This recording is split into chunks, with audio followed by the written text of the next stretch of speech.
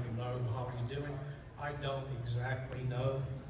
Something with his lungs, and he apparently seemed to get better for a while, and now he's canceled his appearances until further notice, and we're all hoping for the best. And that's about all I can tell you about that. George and I have been friends since age 18. And the way I met him, I should tell that because it's kind of funny. I was at West Virginia University, and George came to Pittsburgh from New York to go to Carnegie Tech, which is now Carnegie Mellon, and he was a fine arts major. And so one of my best friends, Rudy Ritchie, was also a fine arts major. Richie Romero, they happened to be right next to each other in line as freshmen, so they met right then and said, when you come home for Christmas, you got to meet this great guy, George Romero. We're both fine arts majors, and when we're supposed to be drawing the nude model, he's drawing pictures of Ben-Hur. So I thought, well, that's good. So we went over to pick him up when I got home, and Rudy honked the horn, and George came down to the street. This is in the Oakland section of Pittsburgh, where most of the colleges are.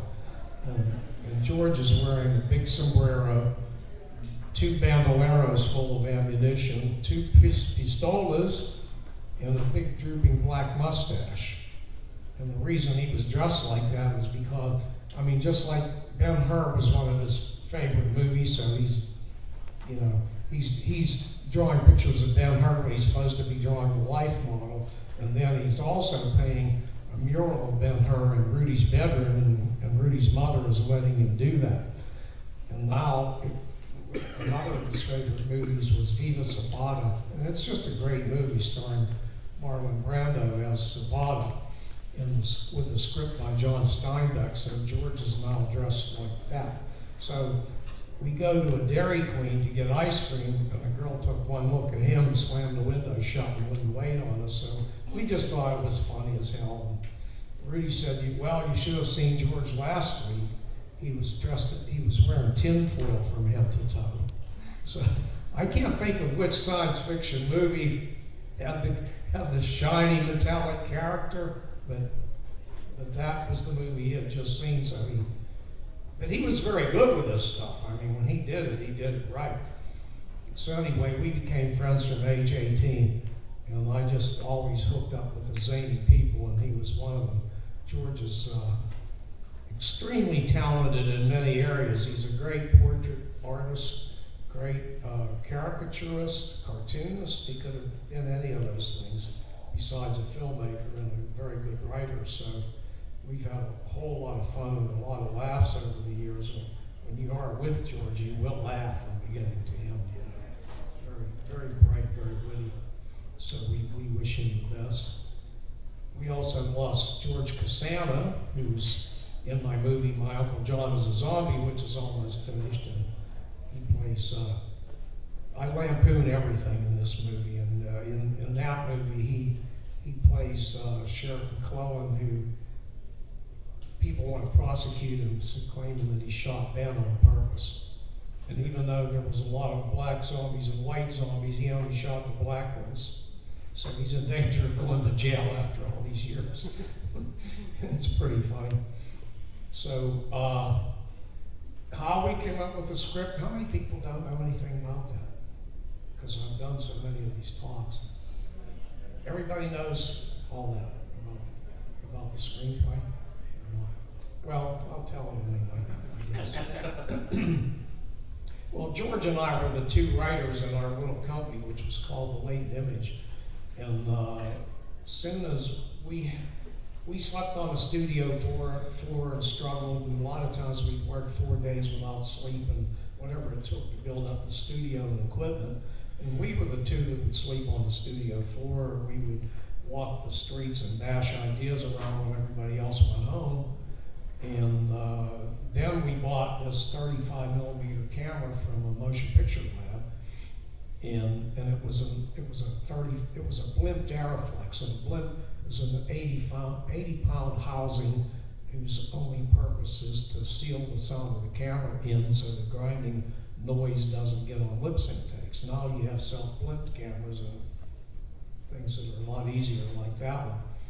But anyway, we had this camera and I said, well, let's make a movie.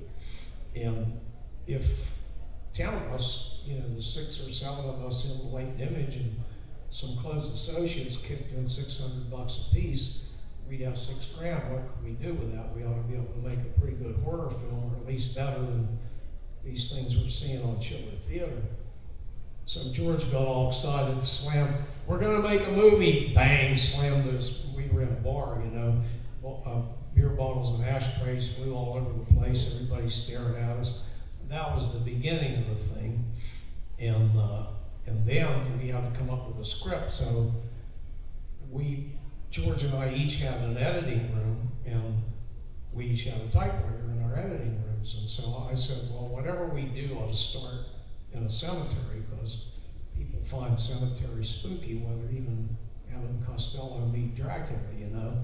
The coffin's there and the candles moving around, and it's funny, but it's scary at the same time. So I started, we would bash ideas around, and I started working on a thing where aliens come to Earth in search of human flesh, but we already found out we couldn't afford to show an alien landing, so I had a little boy, like a boy about 9 or 10 years old. He has a fight with his parents and runs away from home, and he's running through the woods with his sack of whatever belongings he was. And he looks back over his shoulder and he steps through a pane of glass that's in the ground. And under that pane of glass is a rotting corpse. And that's how you introduce the, well, who did it and why. Well, my idea was that these aliens liked human flesh, but just like people in the Middle Ages would kill a goose and they'd hang it up for 3 or 4 days or a week to rot a little bit. You know, that's how they hate that stuff without getting sick, but they did. So I'm working on that, and then George was working on something else, and by the way, the thing I was working on did start in a cemetery, but it's this kid and his friends that steal a case of beer, and they're hiding it in the cemetery. And you see maybe the saucer or some weird thing straight by, but you don't actually see what that's all about until the kid steps through this pane of glass, and that starts the whole story. So George came in with, he had this girl being chased in the cemetery, etc. And then he quit writing after a while. He wrote maybe 20 or 30 minutes in a story. And I said, you know, this has all the right suspense and twists and turns, but who is attacking this girl? You don't say who it is or what it is. He said, I don't know. And I said, well, when I was reading it, it seemed like they could be dead people. And he said, well, that's good. I said, well, what are they after? You don't say that either. He said, I don't know. I said, well, why don't we use my flesh-eating idea? So that's how they became dead people after human flesh. And, you know, without those two ideas, you really don't have Night of the Living Dead or any of the spin-offs and imitators that came after it.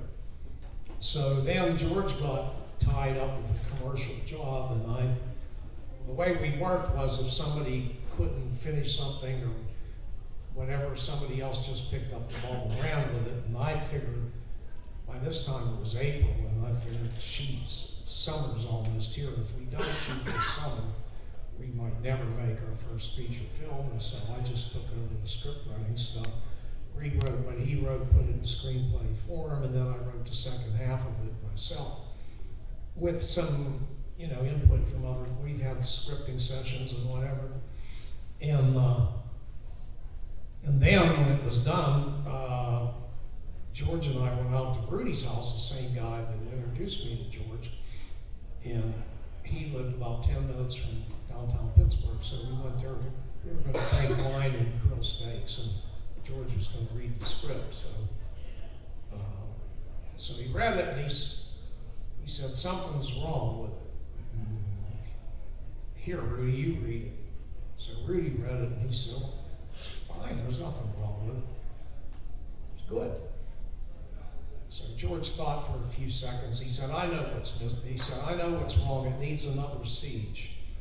But what he meant was there needed to be a time when the ghouls almost get in the house but don't succeed. They create suspense, and then finally they do bust into the house. And, so we didn't write it, we just did it. We did, and the lights go out and all that kind of thing. So that's pretty much how the script got put together. And we changed some things in making the movie. We didn't rewrite, but like in the original script, the girl in the basement is a boy named Timmy, and Carl Hardman said my daughter can play that role, so we just changed it to Karen. We didn't rewrite anything. We just made it a girl instead of a boy. And also hiding in the basement with the Cooper family is a cemetery caretaker who also took refuge from this when it was going on. And he was a 40-some-year-old cemetery caretaker named Tom. Well, then we thought by that time Judy Ridley was working. Well, she was the receptionist for Carl Hardman and Marilyn Eastman's company. And she was beautiful, and we all kind of had a crush on her. And we thought, well, horror films always have a good-looking, sexy young woman. So let's just make Tom younger and give him a girlfriend. So that's how that happened. So then that was the one scene that we actually wrote, and except I didn't write it. George and I were sitting under a grape arbor by the farmhouse, and we were under pressure. We weren't getting any sleep. We were sleeping there at that farmhouse with no running water or anything. And Keith Wayne was flying in from Washington, D.C. to do a scene with Judy that was supposed to establish empathy with this young couple before they get killed. And he was going to be there in an hour, and we didn't have a scene. And I was told, my brain was nothing but fried. And I wasn't coming up with anything. And then George scribbled this scene down, and I was so bombed out. I mean, not drunk, but from lack of sleep and everything. I thought it was pretty good. And, it is generally pretty good, but it's hokey as hell, really. And, but we have a scene, we shot it, and there it is. If you want to watch for something, Keith would kill me, but Keith's not alive anymore. Keith was a pretty good actor, and he was a hell of a singer, and we met him because Richard Ritchie and I used to go to this nightclub right outside of Pittsburgh, and he performed there. And he had a good stage presence, and he had acting training, so we cast him in that part. But he was really nervous when the camera rolled, and his eyes would blink about 1,000 times a minute. He'd be giving his lines. We had to try to edit around the eye blinks, and so most people don't notice it, but if you ever see the film again, just look at his eyes, wink, wink, wink, wink, wink. In my complete Night of the Living Dead film book, there's a section where I point out different kind of bloopers, that you can watch for. And for instance, we were shooting this movie takes place in about 18 hours, and it's supposed to be dark, supposedly. But we're shooting in the daytime a lot, so we had to put black seamless over the windows, and movies are shot out of order, so sometimes the windows had to be boarded up, other times they weren't boarded up. So when they make the escape attempt, when they pull boards away from the boarded up door, you can catch glimpses of black magic marker on the other side, because we have a label of upper left, to make sure we put them back the same way that they needed to look next time you see them. Also, there were 2 trucks used. And the truck, we bought it in Elizabeth for about $50, and Elizabeth is about 40 or 50 miles from where we were shooting, and the truck died. We got it there and it died. And we got extremely lucky. This is a 1950 Dodge truck, I think. And it's 1967, so it's 17 years. Not many people have a vehicle that long. And here, some farmer down the road had the exact same truck. So we were able to rent that truck and use it when the truck had to move. But we didn't, the ghouls bust the headlights out of the truck. We didn't want to bust that guy's headlights out. So if you watch the movie again, when the truck heads for the gas pump, the headlights aren't busted out. We figured nobody would notice that. They probably didn't, unless you're George Costanza. He would pick every flaw from every movie forever, So, different things like that. I'm trying to think. Oh, also, we were pretty skilled. There's a misconception that somehow this was some amateurish film. It really wasn't. By that time, we had our walls covered with awards for an international competition for our commercial work and industrial work. And we were a really tight-knit production unit. Everybody knew what needed to be done without being told. And everybody in our little company was very intelligent, accomplished, and educated.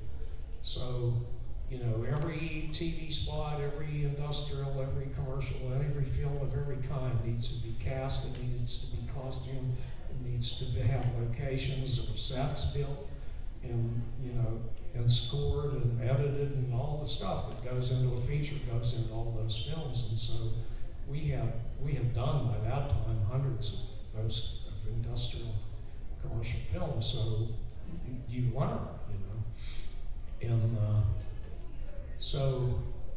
but we didn't have a formal education. When I joined the company, I said to George, where can I learn faster? Because he and Russ I was in the Army, and they had a couple of years on me of already making films and so on. I had worked some when I could. He said, well, there's no good courses anywhere. I said, what about books? He said, there's no good books. Well, that turned out to be false. I found out later. But because of learning everything from scratch and learning by doing, there were little holes in our learning, like in the cemetery, there's actually bad screen direction. The camera crosses the axis. And who knows what that means? How many filmmakers are? Okay, he's one filmmaker. Well, it's like if I see him in a wide shot, okay, and now I'm cutting to a close-up for a follow-up line or whatever, I have to change the angle for editing purposes to cover the edit in case there's any slight change in position or whatever. But if I shoot him from over here, now what? Well, it totally disorients the audience because over here, he's looking from screen right to screen left. He's going to look like where the hell is he looking now? The girl was here that he was talking to. You know what I mean? So if you, and the film rises above its flaws, so to speak, because it's a pretty damn good movie. It carries people along no matter what. Speaking of those boards on the window, Dwayne wasn't very good with a hammer or anything like that. He was teaching at Columbia, and he was a very intellectual, kind of polished gentleman. And the script was written for a rough-ass guy, but that wasn't Dwayne, so he would put the language in his own words, and he was more suave. We became good friends during the making of the movie, but we had to drill holes in the wood for him to drive the nails. And he was scared of the gun, And whenever they made the escape attempt, I'm lying in the bed of the truck holding him up. So, whatever it took, we did, including I volunteered for the, George and I were talking about, I said, it was like 4 in the morning or something, and we were going to, the next day or whatever it was, we were going to shoot the scene where Carl Hardman's throwing Molotov cocktails out the window, and I said, George, we made the point that they're just dead flesh and they go up pretty easy, and if none of them catch on fire with all these Molotov cocktails being thrown, we're going to look pretty stupid. And he said, well, we don't have a stuntman, and we don't have an asbestos suit. And I said, oh, hell, I'll do it. So I just grabbed, we had a pile of Goodwill clothes, for zombie extras, so I just picked a rumpled brown oversized suit out of the pile and wore it over my tight Levi's jacket and trousers. And we had it arranged that what would happen would be Carl Hardman George and I set the camera up and took the light readings and everything. We're ready to go now. I stand in the yard and Carl makes a puddle of gasoline around me and a trail of gasoline up my leg and back. And then on action, he tosses a match into that, and a puddle of gas goes up and the flames come up my leg and so on. And I just had to stagger until, like a zombie, until I could feel my hair being singed. And then it was set up so I could roll over this hill, and then the Heinzman or whoever, there were people with blankets ready to smother the flames. And we did 3 takes, and they're all in the movie. Because 3 different angles it cuts.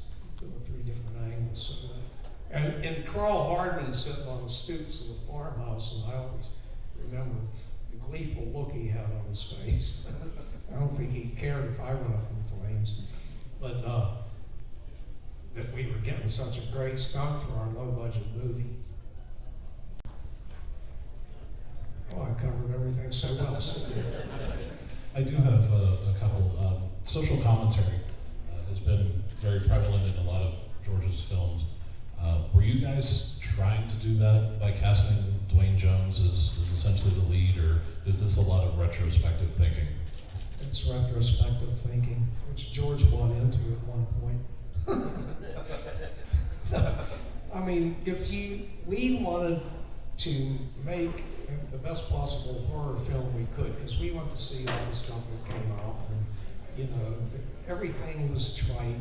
It was like there was a whole bunch of movies made from the same plot, the Attack of the Giant Caterpillar, Attack of the Giant Grasshopper, Attack of the Giant this, Giant that, and they all, the town drunk would see something, but nobody believed him. And then, the town drunk would get killed, and then the scientist would find something. Oh, this looks like caterpillar slime. God damn it, it is caterpillar slime. And then the National Guard would come in with tanks and flamethrowers and destroy whatever it was. So, shit.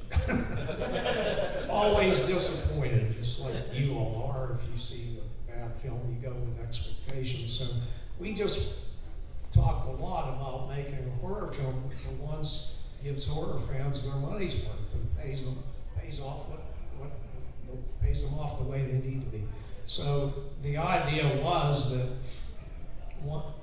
to come up with a cast of characters that you would have internal tension in this house. Night of the Living Dead sort of like Stagecoach with zombies instead of Indians, right? In Stagecoach, you had the drunk doctor, you had the gunslinger, you had the prostitute. Are these people going to cooperate and survive, or are their weaknesses and their dissension going to destroy them? And that's it. That's the theme of Night of the Living Dead. It's the theme of politics in this country, too, by the way, and in the world. That's the whole story of the human race. Are we going to cooperate and survive, or are we going to be our own worst enemy?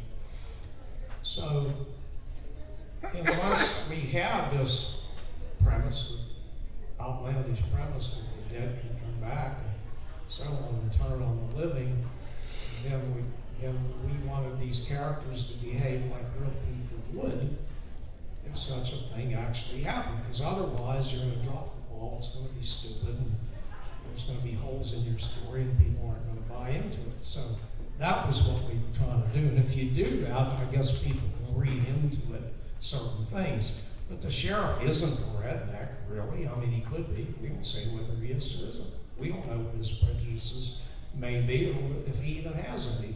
He's just a guy out there doing the job that needs to be done. They need to be done now.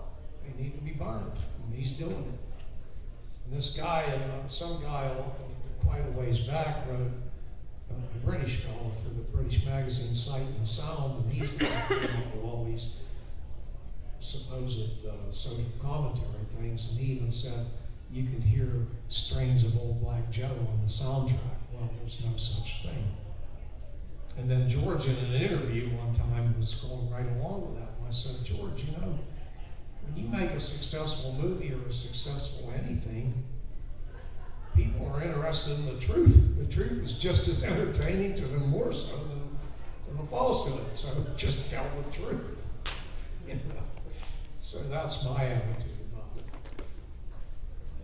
In the film, we don't really know why the ghouls exist, why they happen. You find it a little bit more scary to not know? Oh yeah, it's just like, you know, the movie takes place in about 18 hours and the authorities would not have found out what caused it. And just like AIDS, I mean, you know, look at that. And it is more terrifying when it's unknown. Carl Hardman said, well, every horror film has a reason, and so we should probably have a reason. And what about a Venus probe? I said, well, you know, I'll write it into the script, but it won't be the answer. They can speculate about it, but they would not have found out what caused it, and I don't want it to be that way. So they never say definitely that's what caused anything. Now, looking back, you know, people make the trip out to Evans City Cemetery, the chapel project that just happened a couple years ago. When making this film, did you ever think that it would still have legs all these years later? No, we thought that, like most horror films or most any kind of film, it would play. First of all, we didn't even know if we could get it sold. We didn't know anything much about the distribution business at that time. Now we do. But we thought if we got it sold, and even after we got it sold, it would probably play for a year or two, you know, in maybe major theaters, hometown theaters and drive-ins, and there were about 20,000 drive-ins at that time. And the life of the picture would probably be 2.5 to 3 years. That's what we thought. And instead, it's still going on. The movie's like, I always say, it's a law unto itself. There's no movie that just has gone on for 50 years and never off the screens. And no matter what new format is developed, Night of the Living Dead comes out in that format, and plus all the many pirates and rip-offs and things, it just goes on and on and on and on and on. So, you know, like even Wizard of Oz or Gunga Din, you almost never hear of. 1939 was a great year for movies. I was just talking to Samantha, one of the staff people that helps us out in the room over there, and she never heard of these movies because she's too so young.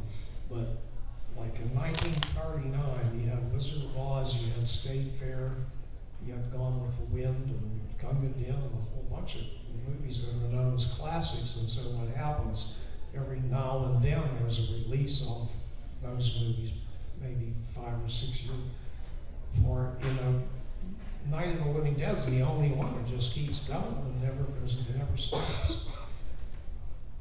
So that's all, you know, partly thanks to all of you who've kept it alive and have liked it so much, and we appreciate that.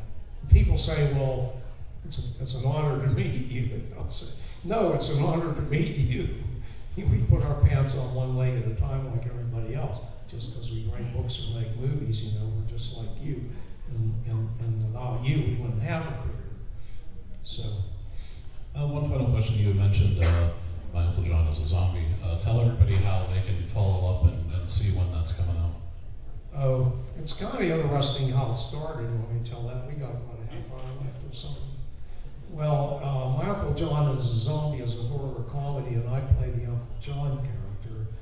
And it's almost done. I mean, we've had some preview screenings, and people are totally cracking up over it. I think we really have something with this movie.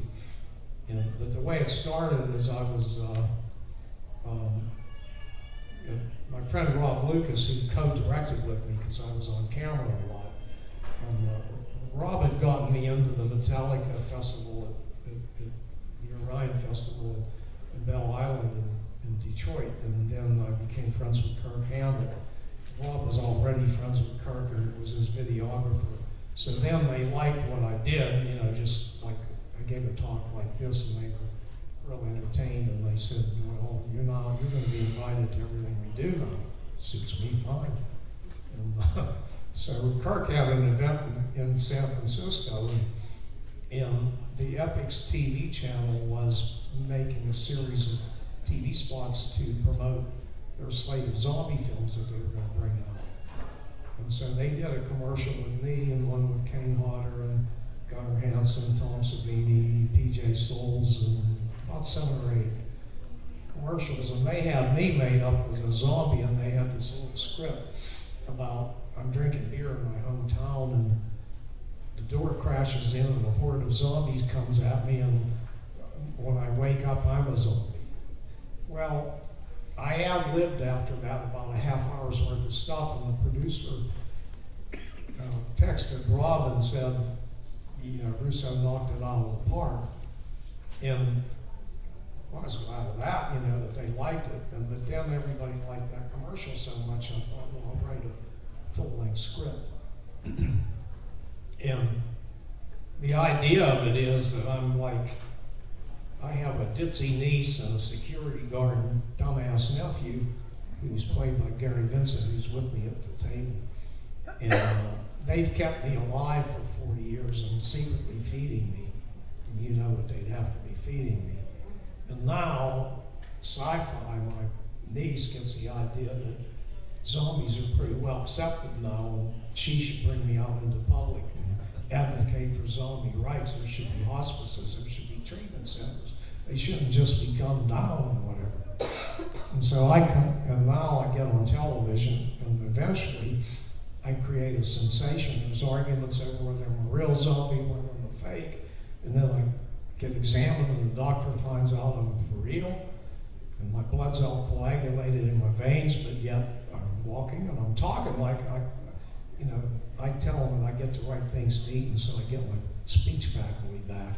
And I'm such an intellectual, that's great. I like to read and so on. So I've become world famous. And because I'm famous, a guy running a zombie hunting camp kidnaps me, and he's going to charge people big money to shoot me down, and then the whole film builds to this big climax. So, and along the way, it's really entertaining. What else? Is there any way we can see on Facebook when it's going to come out, or? It's almost done. I think we've been having some offers from theater chains to run it where they will pay all the advertising and we keep all the money. I guess they're going to make their money on popcorn. But we might go that route, because then, you know, when you sell a movie to a distributor, you better get all of your money up front, because they cheat you out of the rest of it pretty much. And if we do it that way, we can keep all the money and we can keep all the foreign rights. But we haven't decided that totally. If somebody comes up with a big offer, then we might go that route. And that's imminent, because it's going to be done in a couple of weeks. I mean, the only stuff that's left right now is some gun blast effects and, you know, some buzzes and zaps and a few visual effects. That's all that's left. The whole movie, the picture's locked, so the preview audiences are cracking up over it. Getting a big kick out of the Uncle John character, which, you know, I've done little roles. I don't like to be in my films, because you have enough to do when you're producing and directing. You don't need to be on camera. But in this one, I had to do the lead role, you know, and I could have fallen on my ass, but apparently I didn't. People were getting a kick out of it, so I'm happy with that. Any other questions? Any other questions from the audience?